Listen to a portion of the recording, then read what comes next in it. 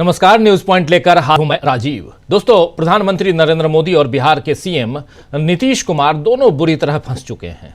सत्ता पर बने रहने की चाह ने दोनों ही नेताओं को अपने ही दांव पेचों में उलझा दिया है। मोदी को राहुल गांधी से और नीतीश कुमार को तेजस्वी यादव से चुनौती मिल रही है और उधर इनके इर्द गिर्द ऐसे विवाद खड़े हो रहे हैं जिन पर अब जनता भी सवाल उठा रही है। आपको बता दूं कि राहुल गांधी आज और कल गुजरात दौरे पर हैं और जिसमें वो जमीनी स्तर के कार्यकर्ताओं से लेकर कांग्रेस पदाधिकारियों के साथ बैठक कर रहे हैं। राहुल के गुजरात पहुंचते ही मोदी भी गुजरात पहुंच गए हैं, जबकि अभी 3 दिन वो अपने गृह राज्य में बिता कर आए हैं और कम से कम 7 घंटे तो उन्होंने वनतारा में जानवरों के बीच ही गुजार दिए। लोग सवाल कर रहे हैं कि मोदी के पास इतनी फुर्सत आखिर कैसे है कि लोगों की तकलीफ को छोड़कर नरेंद्र मोदी अंबानी के साथ पिकनिक मना रहे हैं। खैर, इधर नीतीश कुमार को भी तेजस्वी यादव का डर अब इतना सता रहा है कि वो सीधे राबड़ी देवी पर हमला बोलने लगे हैं। आज नीतीश कुमार ने विधानसभा में कह दिया कि इनके हस्बैंड जेल गए, सीएम बना दिया। आइए सुन लेते हैं, यहीं से शुरुआत करते हैं। नीतीश बाबू की बाइट बहुत इंपॉर्टेंट है और इनके हस्बैंड टूट गए, जेल गए, जो भी हुआ, लेकिन उसके कारण राबड़ी देवी को सीएम बना दिया। सुन लीजिए जरा, आखिर ऐसी बात कह क्यों रहे थे। सुनिए नीतीश बाबू की जुबानी। आप उस पटिया में हैं, इसके हस्बैंड टूट गए तो अपना वाइफ को बना दिया। अरे ये सब कोई मतलब है जी? जो हुआ है, आई लोग भी बनी हुई तो कोई महिला के लिए की है? ये सारा का सारा काम महिलाओं के लिए कितना हुआ है मालूम है? एक एक बात हमने बता दिया है। आप महिला को कोई दिक्कत नहीं है, एक एक तरह से कुछ नहीं जानती हो। अरे यही लोग बना दिया है तो तू लोग का कौन महिला का है? जब आप लोग नहीं है, आप लोग को जो कभी महिला के लिए किया नहीं, उन्हीं लोगों के पार्टी में है। आप फिर जवाब दीजिए और सब जवाब दीजिए सबका।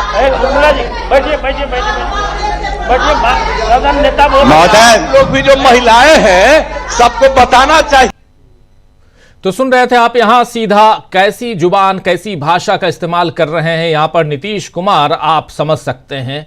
और इसको बना दिया राबड़ी देवी के लिए। जो बातें, जो जिस भाषा का इस्तेमाल कर रहे हैं नीतीश बाबू, उस पर अब तेजस्वी यादव ने बड़े तरीके से और सलीके से जवाब दिया है।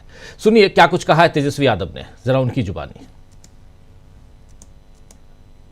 तेजस्वी यादव की बाइट अभी आपके सामने हम लेके आते हैं और उधर नीतीश के लिए अब एक और मुसीबत बढ़ गई है और इस समय जरा सुन लीजिए तेजस्वी यादव को। देखिए, आदरणीय नीतीश कुमार जी को ये पता होना चाहिए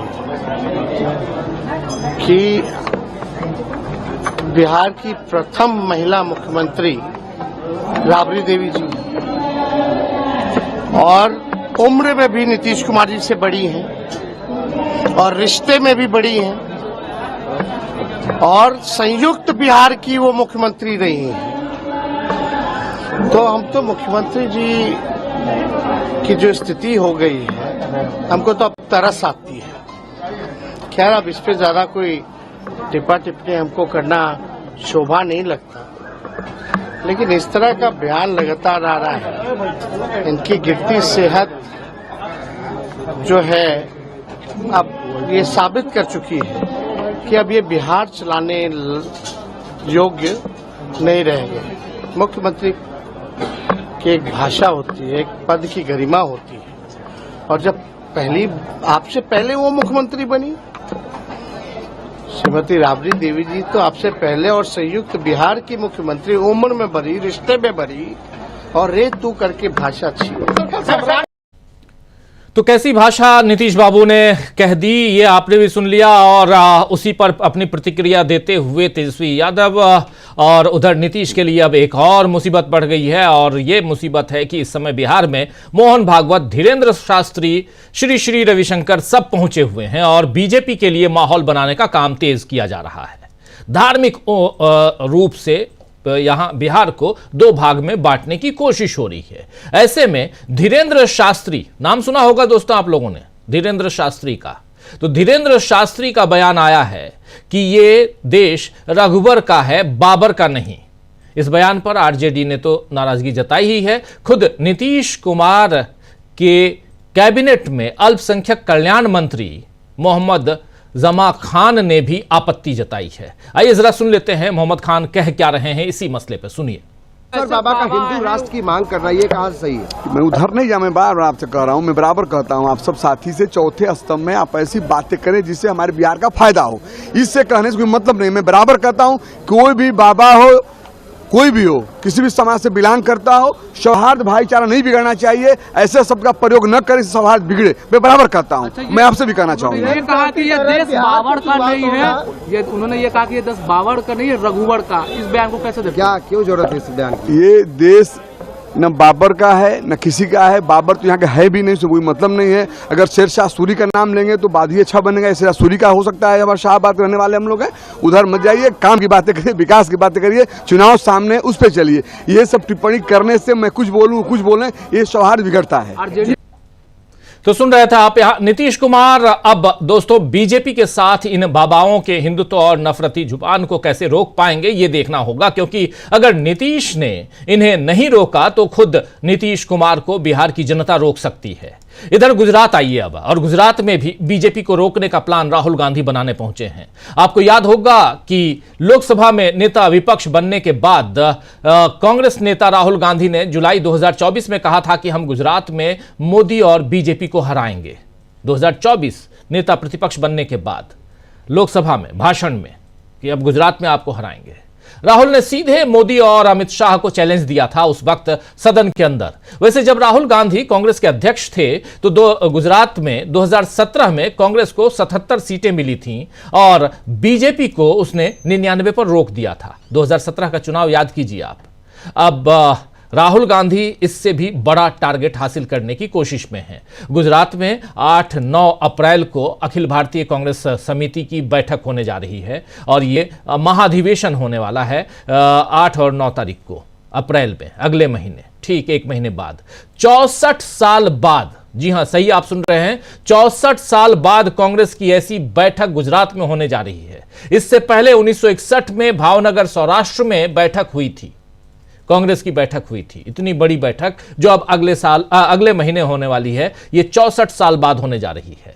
दरअसल राहुल गांधी पूरी तरह अपने संगठन को, यानी पार्टी की संगठन को नए रंग में ढाल रहे हैं। इस बारे में केसी वेणुगोपाल ने जो कहा है, आइए जरा उसको सुन लेते हैं। ये तस्वीरें आपको हम सीधे दिखा रहे हैं गुजरात से। जब गुजरात पहुंचे राहुल गांधी तो वहां क्या कुछ हुआ, लेकिन केसी वेणुगोपाल आगे आगामी रणनीतियों पर क्या कुछ बता रहे हैं, सुनिए। How do you see what is the outcome you are being? First of all, the leadership want to listen the party office bearers, block president, district president, state office bearers, and the senior leaders of the party. I told you, we have a massive reorganization plan. How to reorganize the party in such a level. So, Rahul Gandhi today morning onwards, he didn't speaking, only he is intervening little bit, but पूरा समय workers के लिए दिया. He is given entire time to the people. Tomorrow common workers meeting है. Tomorrow. That before we are starting a new type of organization building that is starting from Gujarat.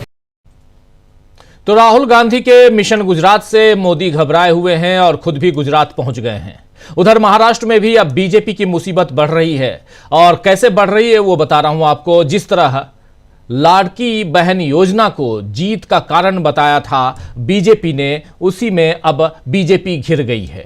कल BJP अंतर्राष्ट्रीय महिला दिवस पर महिलाओं के खाते में पैसे डालेगी, लेकिन इसमें किस तरह गड़बड़ कर रही है बीजेपी, इस पर शिवसेना सांसद प्रियंका चतुर्वेदी ने सवाल उठाए हैं। प्रियंका चतुर्वेदी शिवसेना से सांसद हैं, क्या कुछ कहा है उन्होंने, जरा सुन लीजिए।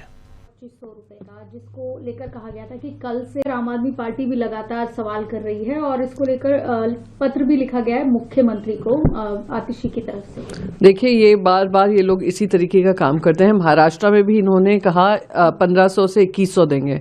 अब तक महिलाओं को वो पैसे नहीं मिले हैं। जब सरकार बने हुए 2.5 महीने हो गए हैं। अब कह रहे हैं 8 मार्च को देंगे, पर जो 1500 था, जो 2100 का वादा किया था, वो भी नहीं दे रहे हैं। और ये भी बात हो रही है कि सारी जो महिलाएं हैं उनके करीब 60 लाख महिलाओं जो बेनिफिशरीज थी उनके नाम काटेंगे, फिर पैसा दिया जाएगा।